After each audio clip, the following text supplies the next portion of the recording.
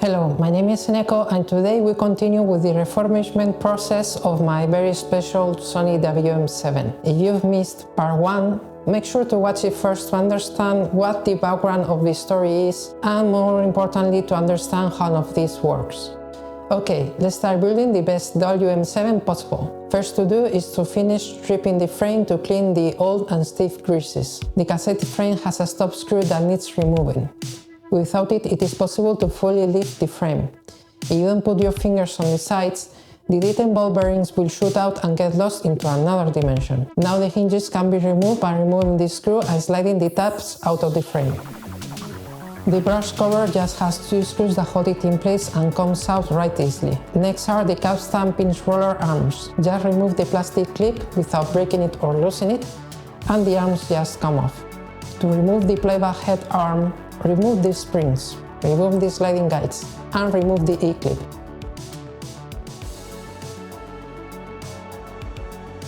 A very small detail. Don't lose the 4 ball bearings that live in the tracks, because this thing of course has ball bearings in the mechanism. With everything that can be disassembled removed, it is time for a good clean, lubrication and reassembly.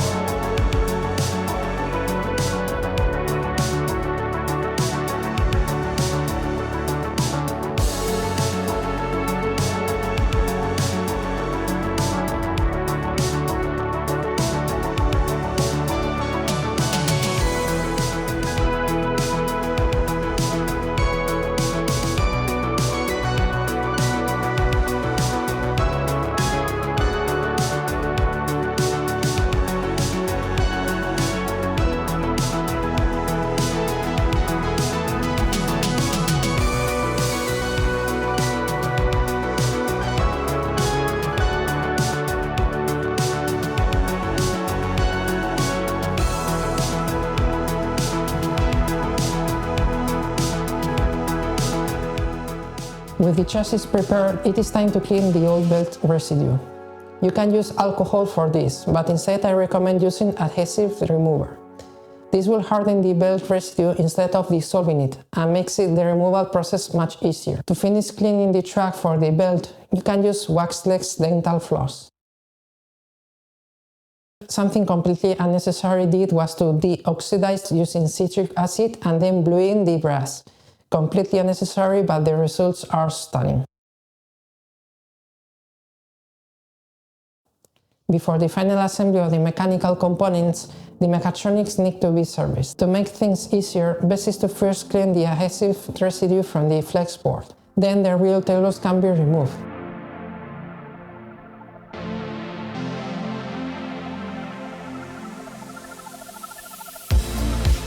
Next is to remove most of the gears. They are just held in place by a flexible washer.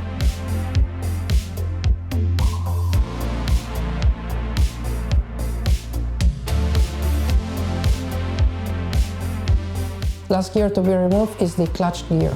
Take note that the shaft having a flat end and a rounded end. Flat end goes up.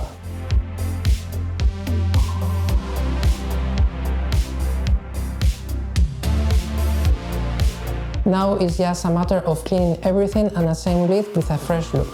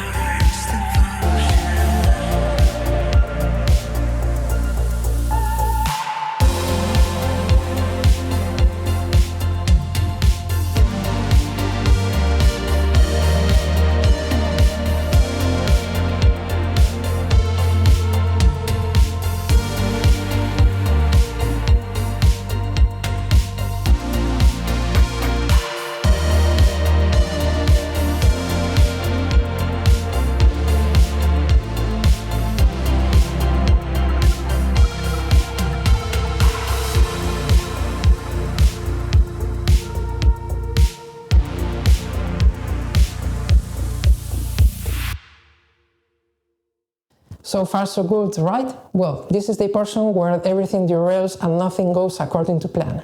Despite the original audio board was in good condition, and presumably in good working order, my idea was to use the board from the silver example, but fully refurbish it with brand new components. This device has a bazillion of transistors, resistors and capacitors. Even if they are just fine, it's not the same as components that are brand new made with modern manufacturing techniques. Thus I fully researched the repair manual and searched each and every component that was not bespoke for this Walkman, or so I thought. You see, the repair manual for this device is quite extensive, but it is not complete enough. Also, there are some components that are not identified correctly.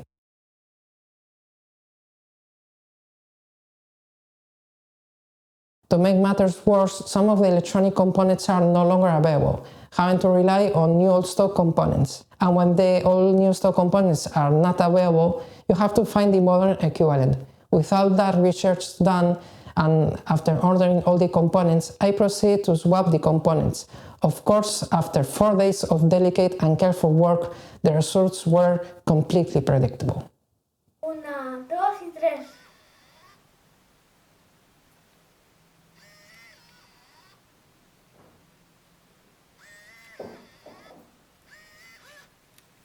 Ah, pues no. ¿Se escucha? ¿Se escucha? Big sad, and unfortunately back to square one. So guess we're building the Walkman with the original audio board, and surprise surprise, the device was working just fine.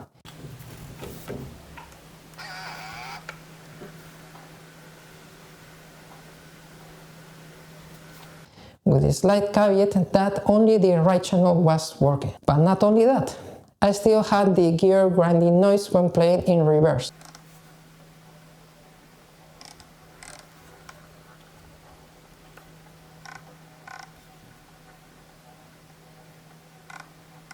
So guess we're using the it does this same with the original MCU. And the flexboard contacts are about to break. Well, shit. Now there's no way out. This Walkman must use its original MCU and audio board, since if the contact pad gets desoldered, it will be game over for a second time. And I'm not going to allow that. Well, now then, how do I work on this thing without desoldering the MCU and not tearing the flexboard apart? The answer is by jerry-rigging it to the second-hand stand using 2 5-amp and another one to hold the chassis of the device. With that, it was possible to do the very delicate work that was to remove the potentiometer. When I removed the potentiometer, I accidentally found that you can actually disassemble it, and sure enough, one of the contacts inside was broken.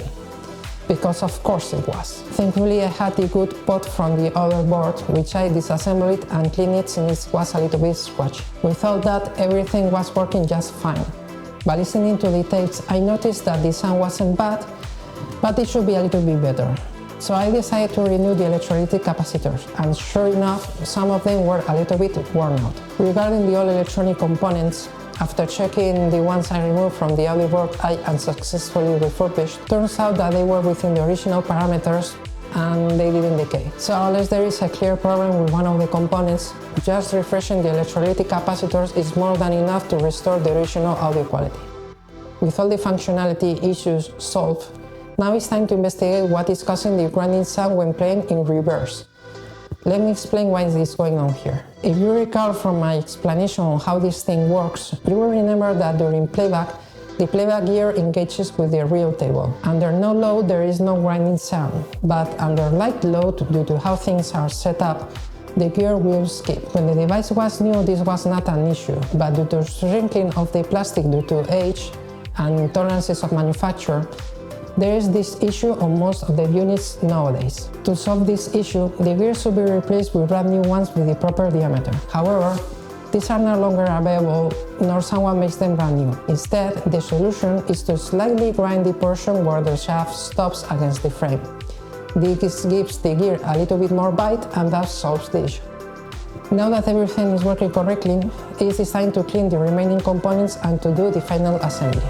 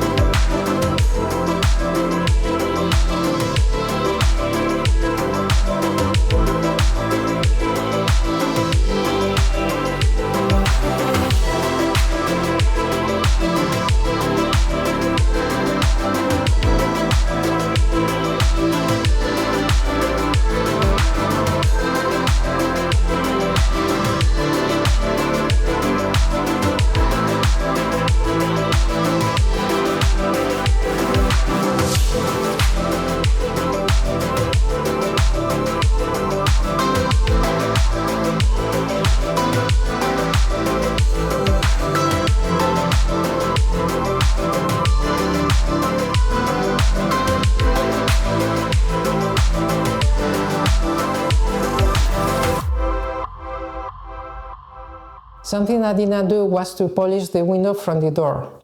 In most of the cases, this will make the device really look nice and fresh. But the problem is that, in this case, this will ruin the value of the device. All that is due to this special sticker. Let's see what it says.